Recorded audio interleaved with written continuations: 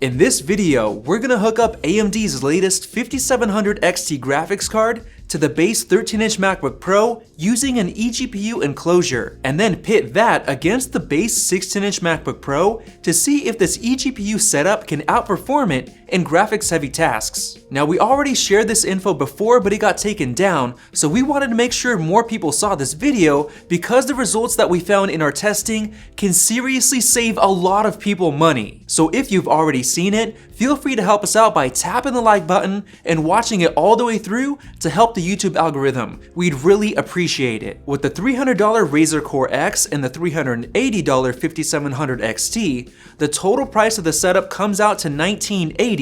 Quite a bit cheaper than the $2,400 16-inch MacBook Pro, which is currently on sale for $200 off on Amazon. Of course, the larger model gets better specs, like the 6-core processor, double the RAM, more storage, and all the other new features like the new Magic Keyboard in much better speakers. The benefit of the 13-inch is that it's a lot cheaper and more portable, weighing in at almost 1.5 pounds less than the 16-inch Pro, and it's quite a bit smaller overall. Now let's see if it makes sense to buy the 13-inch Pro for portability when on the go and an eGPU for more power at home or in the office, while also saving a good amount of cash. Let's start with Geekbench 5's Metal Graphics test. As you can see, the eGPU greatly increases raw graphics power, even more so than the 16-inch Pro's more expensive 5500M 8GB graphics option. Next up, we tested GFXBench 5.0 and we got over double the FPS of the 16-inch using the eGPU setup. And in the Manhattan test,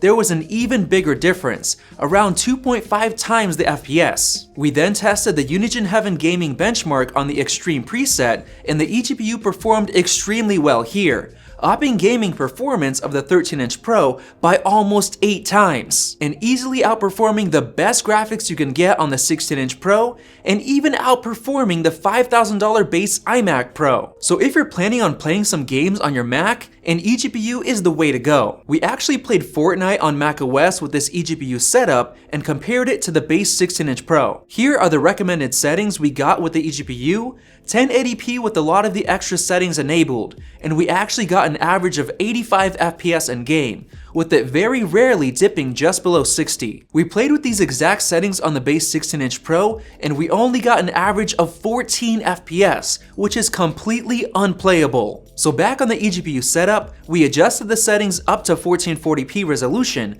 but turned off a lot of the extra graphics settings, and this time, we got an even higher 100 FPS average, compared to the 16-inch MacBook Pro, which only went up to 20 FPS. Based on these results, it shows that processor performance and RAM don't really matter much for gaming, and it's all about the graphics performance. Next up, we tested Blender's Quick Graphics Benchmark, and the eGPU setup wiped the floor with the 16-inch Pro, mostly because the 5700 XT has 8GB of video memory, and that's why the 16-inch Pro's upgraded graphics performed much better as well. And now let's get into video editing with Final Cut Pro 10. The first step is to select the external graphics option within Final Cut's preferences to make sure it's using the eGPU. In the graphics-heavy BruceX test, the eGPU is 42% faster than the base 16-inch Pro, almost as fast as the higher-end 5500M graphics. But in our 20-second 4K stabilization test, it was actually more than twice as slow as the base 16-inch,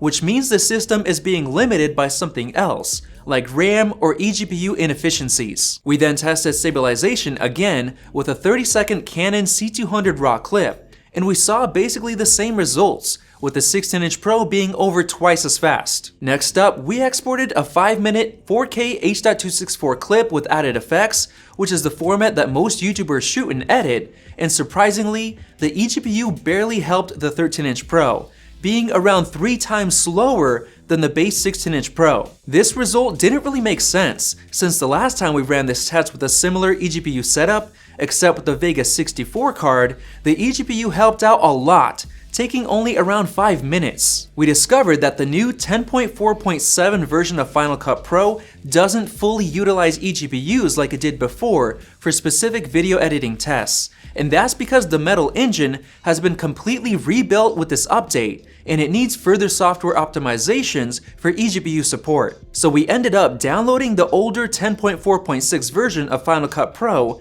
and we ended up getting a much faster export time in the 5-minute 4K test, as well as the other stabilization tests. Moving on to the rest of our tests with the new version, exporting a 5-minute C200 RAW clip, the eGPU helped a ton compared to the 13-inch Pro by itself, but it's still much slower than the base 16-inch MacBook Pro. And finally, exporting a 5-minute 4.5K Red RAW clip, the 16-inch Pro was yet again over twice as fast as the eGPU setup. And throughout all these tests, the timeline playback performance was better on the 16-inch Pro than with the eGPU setup, running at higher frame rates and being easier to edit. So from all of these tests, we can conclude that for video editing, the 16-inch Pro by itself is the way to go. The eGPU definitely sped things up for the 13-inch Pro, but even with the older version of Final Cut, where it greatly increased speeds, it was still quite a bit slower than the 16-inch Pro by itself. So my recommendation is that video editors simply go with the 16-inch MacBook Pro unless you absolutely must have a 13-inch model for portability when on the go. And for anyone who cares about gaming performance, the eGPU setup is the only way to go. And the base $1,300 model's slower quad-core processor